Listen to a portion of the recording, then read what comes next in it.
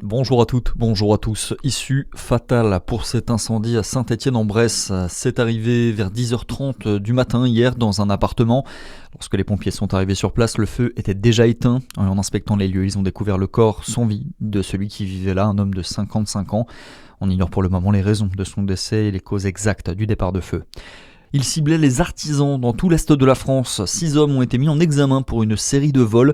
L'un d'entre eux a été interpellé à Héricourt, en Haute-Saône. Ils sont soupçonnés d'appartenir à un vaste réseau. Les vols ont été commis notamment en Bourgogne-Franche-Comté. Les malfrats ciblaient les pots catalytiques recherchés pour les métaux rares qu'ils contiennent, mais aussi de l'électroportatif, comme par exemple des perceuses.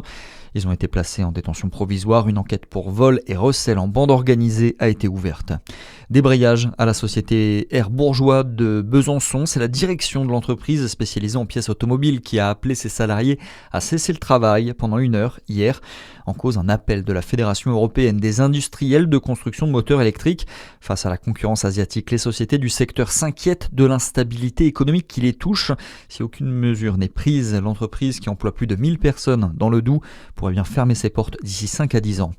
À Montmoreau, la mairie renouvelle son pari de la démocratie participative. Malgré le changement de maire aux dernières élections, le conseil municipal a décidé de maintenir les comités consultatifs, des comités qui réunissent élus, acteurs territoriaux et citoyens volontaires pour réfléchir ensemble sur des sujets précis.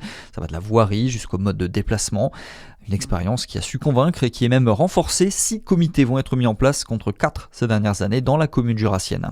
Dans le reste de l'actualité, tension internationale, zone à risque, prix du carburant élevé. La guerre au Moyen-Orient bouscule les projets de vacances des Français. Seul 1 sur 3 est sûr de partir cet été contre 1 sur 2 l'an dernier à la même période. Et les séjours vont devoir s'adapter au budget, comme l'explique Didier Arinaud.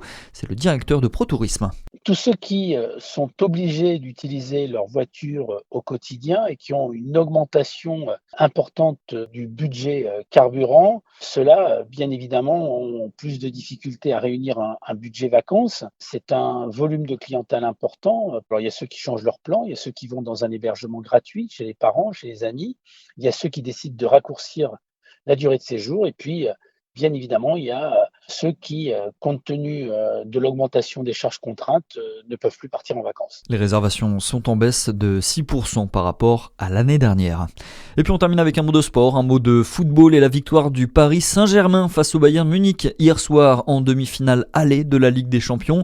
Une victoire 5-4, un match de légende qui s'est joué sur la pelouse du Parc des Princes. Un match retour prévu mercredi prochain à Munich. Voilà, c'est tout pour l'essentiel de l'actualité. Merci d'être avec nous. À suivre votre météo sur Fréquence Plus.